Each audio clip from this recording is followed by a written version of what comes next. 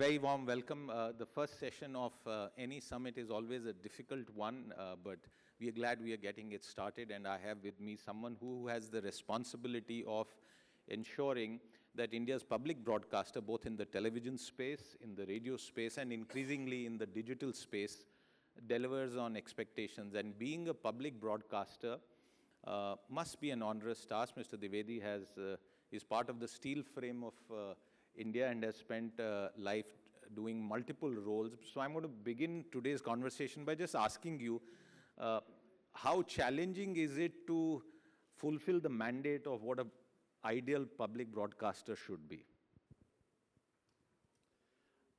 Morning, Siddharth, and friends. First of all, my apologies for keeping you waiting. I just got caught in some VIP movement and there was a traffic hold-up. Now, as regards the challenges of being a public broadcaster, I think the most important thing is to present a very balanced kind of outlook to the audience. There are, of course, always pulls and pressures from various sides, which are talked about often. But I think having spent about 2 years in this assignment, I find that there really aren't as many of pulls and pressures as are talked about. The most important thing is actually to present the bare facts to the audiences and let the audiences take their own call in terms of what decisions that they want to take. To give an example from academics, for instance, if you're reading about a law or if you're reading about any legislation, there are two options that you have. You have a bare act, the text of the legislation itself, and then you have the expositions on which that are written by various legal experts. Now they quote from various sources, and when you are quoting from various sources, then there's always this issue that which source you quote and which one do you leave out. But if you're presenting the bare facts, then at that point of time, the reader takes his or her own call as to what that means. And of course, at a subsequent time, if you need more details, you can go into the presentation which is done by legal experts. So similarly, in terms of news itself, the important thing is that the authentic news must be first brought to the audiences. And then, of course, there are these various elements of explainers and contextualization based on which the audiences take their call as to what decision that they would want to take. You spent time in a recent assignment dealing with a platform which was meant to be citizen-centric and sort of reduce the layers of interface between the citizen and the highest levels of government. And I'm sure there are lessons that must have taught you, which you have brought into Prasar Bharati's functioning. A couple of questions, and I want to start by asking you to tell our audience here, what is it that has changed as far as Prasar Bharati's content strategy is concerned, because at the end of the day, that is what you are delivering as the product in the past couple of years. Okay, now first about MyGov, since that's the point that you referred to. So having been the first CEO of MyGov, the biggest challenge there was to convince the convince the digital users that this is a government which wants to listen to your perspective. So, initially when we started out, we put out certain discussion questions. We put out even the draft legislations, the draft rules and all. Now, as per the parliamentary procedure, typically the matter goes to a standing committee. The standing committee subsequently invites public opinion and all. But here there was an option for the audiences to come and directly give their views on a medium of their choice, to which they found easy to use. And then subsequently we started also identifying and naming those people whose views were taken on record, whose views were taken into account. And people felt very happy about it. So the initial thought that while social media platforms, Twitter or X or Facebook or other platforms, People use them to vent, but somehow these platforms possibly are not the place where any kind of a intelligent discussion happens. That used to be the general belief at that point of time. But I would say that even the users of the different platforms, while they are presenting their views on those platforms in a very, very personalized manner, when it came to MyGov, then we found that the responses were very measured. The responses were extremely thought through. And it also gave us an idea, as the platform, to be able to cull out the thoughts of the audiences and then pass them on to the relevant ministries and all, where many of those things then found expression into the various laws and rules and other procedures that were being worked upon by them. As regards the content strategy of Prasar Bharati, well, I would say that the job is the easiest and the most difficult at the same time. The first part, why it is easy, because we don't need to really say that this is one piece of content or this is one kind of content that we will not run. Being a public broadcaster, everything is our mandate. So which means that everybody who's sitting in this hall is an audience, is a potential audience for me. Everybody outside this hall is a potential audience for me, irrespective of what is their socio-economic status, their economic status, the language they speak, the region that they live in. We are mandated to reach out to every single person who is in India and also every single person outside of India who is interested in India. So therefore, that is the easy part. The difficult part really is how to balance out the different types of content and then present it to the audiences in such a way that our channels are able to find acceptance with the audiences.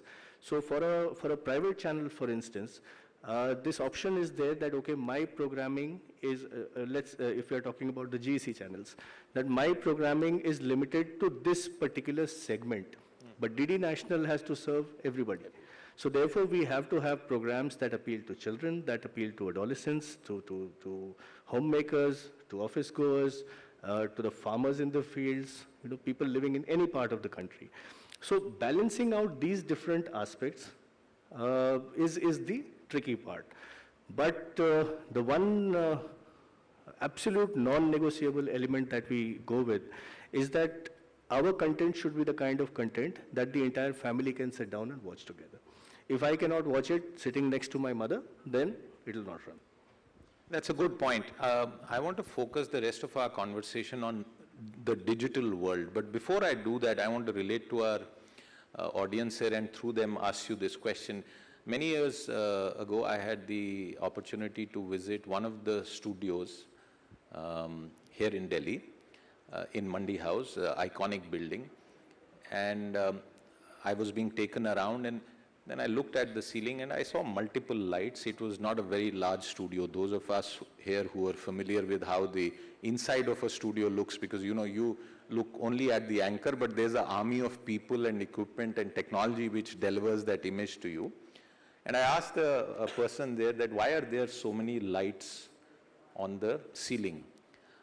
He thought about it for a moment and then said, well, I think the answer for that is that every year or 2 years some tender is passed and these lights are installed, because if you had switched on all those lights in one go in that studio, and I know a bit about this, pretty much everything would have perhaps melted because that was the heat.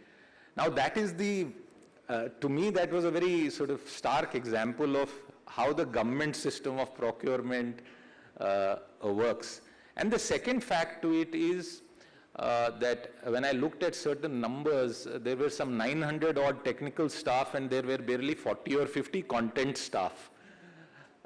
Has that changed? Because, to me it would seem that a public broadcaster cannot survive with those numbers. You are not an employment exchange, frankly. Okay, first the question of the lights. आप चलिएगा मेरे साथ यहाँ से निकल के, फिर मैं आपको अपना स्टूडियो भी दिखाता हूँ. Wonderful, thank you. Say a studio the size of this room, or maybe 2/3 or half the size of this room, could be used in multiple manners. you could have just this part where you have maybe a moderator and a panelist, or a solo speaker, or maybe a panelist with three, a moderator with three panelists. Now, if you have to have the programming done, for all of these different options, you need a light focused on each of these people, as you are well aware. So therefore, the number of lights that we need, when you have one speaker, 1 + 1, 1 + 2, 1 + 3, the number of lights changes. That's one part of it. But the second part is that if I also want to show the audience, there are all people, if you focus a camera on them right now, you'll find that it'll all come out dark. So if we are doing a public interaction kind of a program, then I need also lights to be focused onto that side. And therefore, I need larger number of lights. So we use our studios in a very, very, broad and multi-purposed manner. And therefore, we need that many number of lights so that we are able to capture, the smile or the frown on each of these faces also, not just the ones here. That's the first part. Now, as regards the content staff and the engineering staff, well, some of it, I suppose, is a legacy of older times. Because Akashvani, for instance, Akashvani started in the 30s, we are 90 years old. Doordarshan started 65 years back.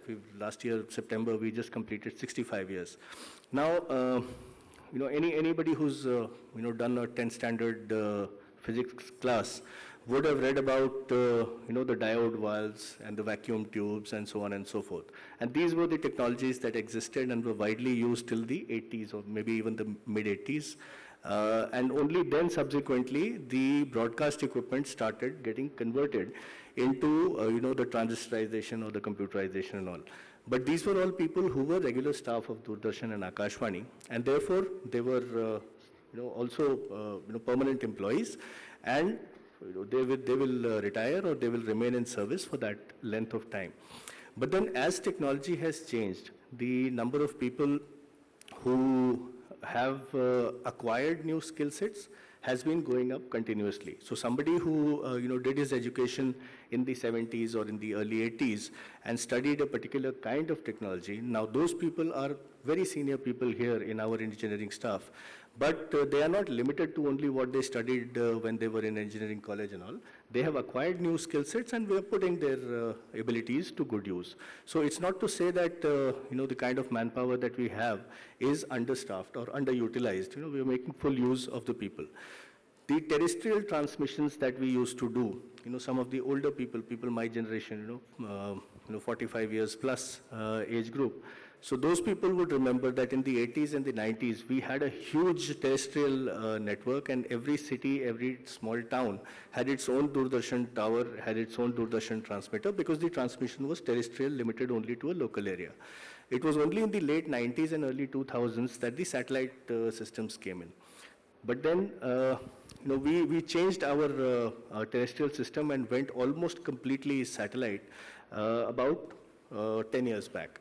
Now, in this period, when we closed down those terrestrial transmitters, that was surplus staff. We have repurposed them, we have retrained them, and we are putting their abilities to use. As regards the amount of, the number of content people, well, two factors there.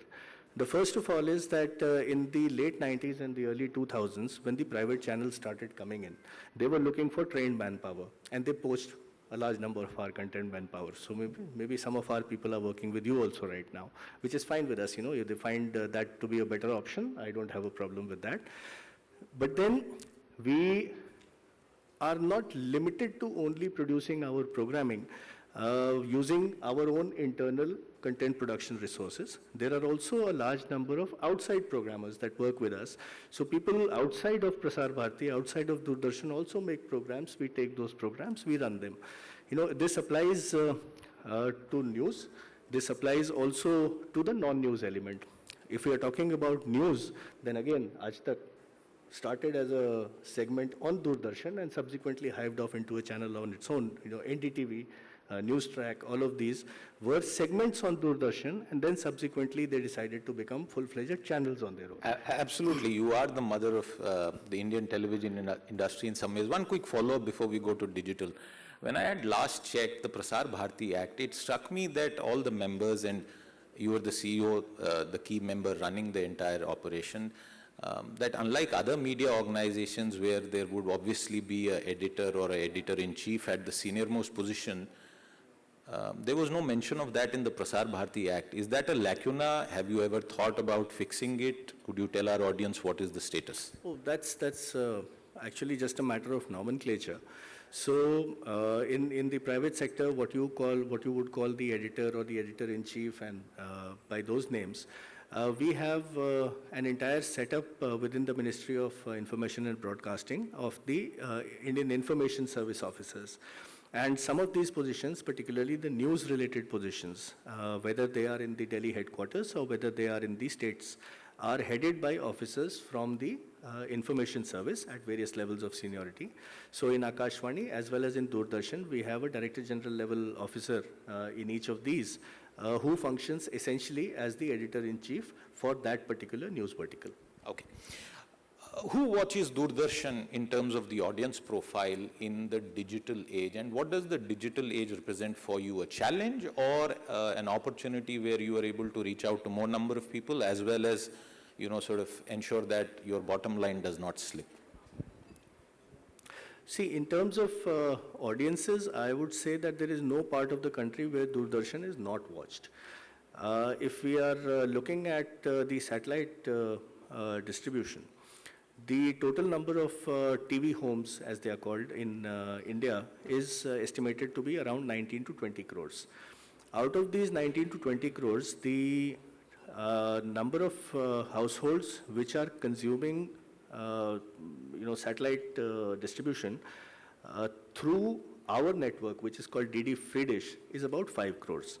So which means almost about 1/4 of the entire Indian digital satellite distribution is through our network. And this is a completely free-to-air network, and you are also present there. So these free-to-air channels means that the general understanding is that maybe the B, C, D socioeconomic segment, as the marketers called it, are the people who are consuming more of DD content, and the paid and the subscription based STBs, set-top boxes, are being consumed by maybe slightly more affluent classes. Although I have found that it is generally not, it's not a cut and dried kind of a thing. There are people from all segments of the society, all parts of the country, which are watching. As regards the digital part of it, since the consumption of content over the broadband, first of all, say around 2012 or so, globally, the digital consumption of content on mobile devices exceeded that through fixed devices. So which means mobiles ज़्यादा हो गए और desktop या laptop के ऊपर में जो data consumption है वो बढ़ गया.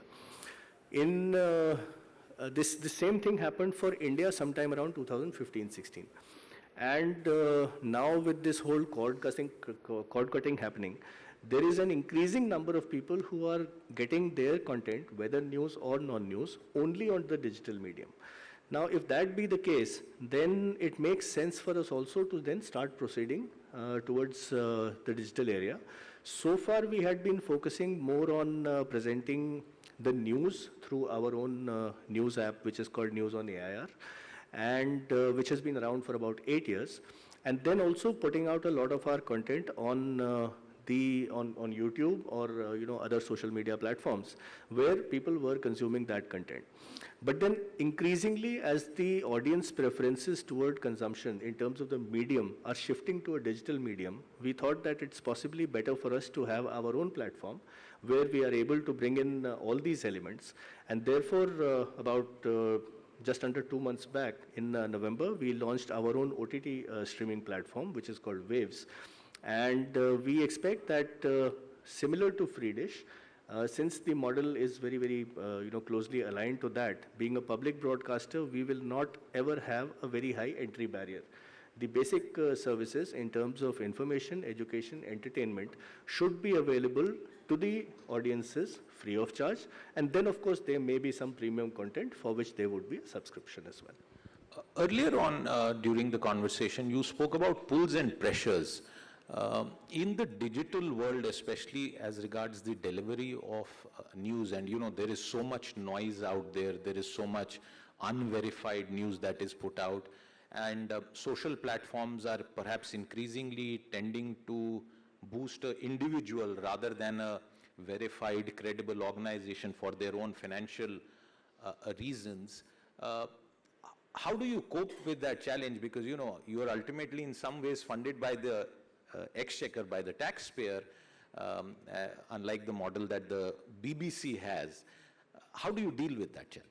Okay, so first one clarification. As regards the operational expenditure of Prasar Bharati, it is entirely funded out of Prasar Bharati's own revenues.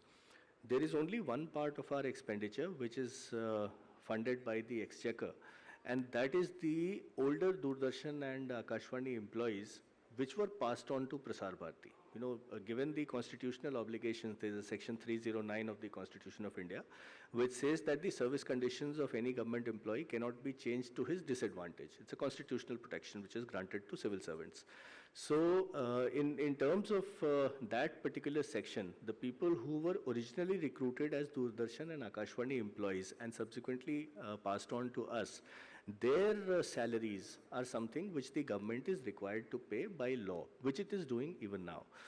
But then after the constitution of Prasar Bharati, all the other employees which Prasar Bharati recruited itself are paid and funded out of our own revenues. So, you know, while we are partially today funded by the public exchequer, but it is not entirely true, and over the next maybe 5 to 7 years, as these older employees retire, we will have entirely Prasar Bharati employees which will be recruited and funded out of our revenues. So that is one part of it. In terms of you know, what happens, the echo chamber that happens on various digital platforms, again the important thing is to cut through the noise and at least present ourselves as being the authentic source of information.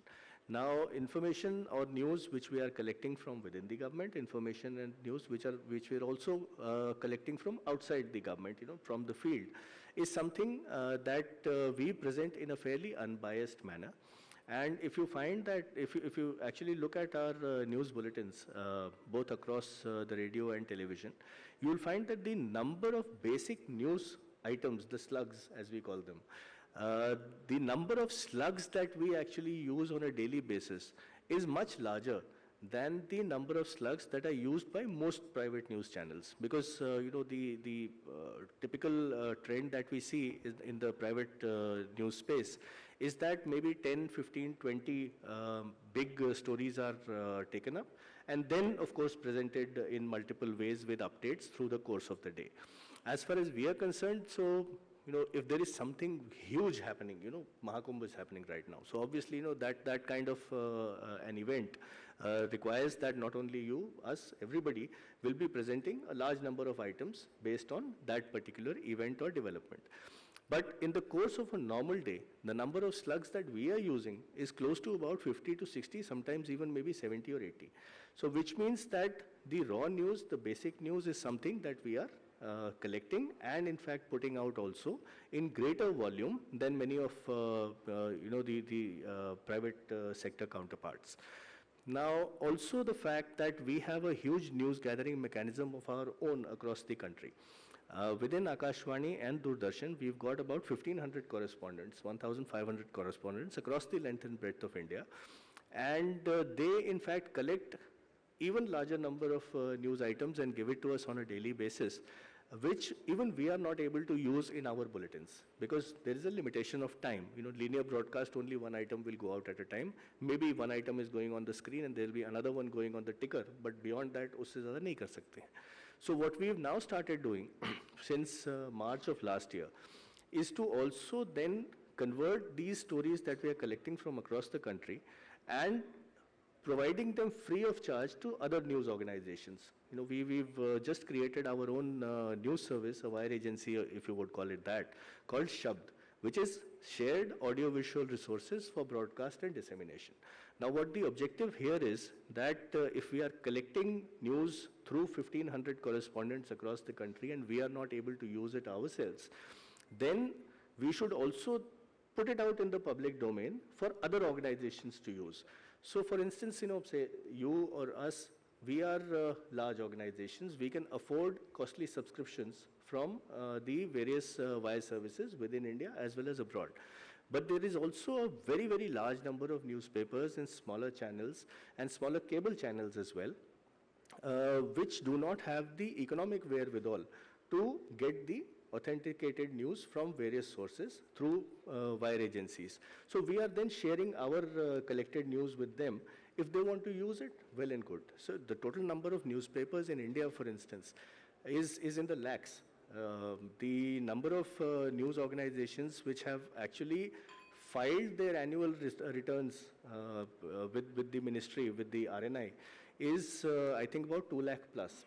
Now, that be the number of organizations. There are small newspapers, district level newspapers, division level newspapers, in the hinterland, which do not have the resources to subscribe to services. So instead of then picking out news from here and there, we are sharing what we have. Again, the role of a public broadcaster and a public service operator, where whatever we have, we'll put it out for everybody to use. Our interest is not that we should become the biggest channel. Our interest is that our industry should grow, the sector should grow. And then, of course, our audiences, our citizens are intelligent enough by themselves to finally separate the wheat from the chaff and reach informed decisions by themselves. The buzzer has sounded, but one last question. Social media platforms and increasing now AI engines also take all of this content that is produced by organizations as well as individual contributors, and there are questions and demands that they need to pay up a greater share of revenues. What's your position in this regard?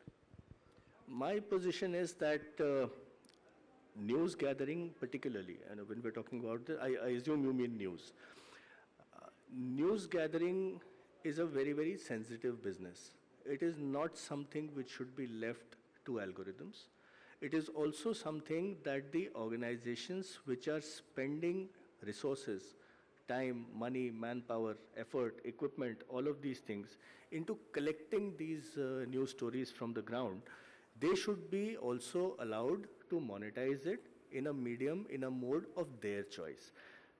You spend your resources, I spend my resources, and at the end of the day, there is a third party which is just sucking it up and then rehashing it and putting it out and making money out of it. Doesn't make sense to me. I don't know if you agree with me or not. Absolutely, and perhaps that is a point that all of us here at the India Digital Summit need to ponder in terms of the homegrown efforts, money, resources, manpower that is going into it, and the kind of revenue disadvantage that organized players face, especially in the news space. Mr. Dwivedi, there are lots more questions to...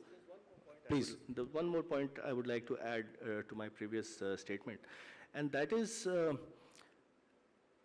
in an ideal world, if these algorithms were public resource, if we all knew what went behind these algorithms, I would still possibly be able to swallow it.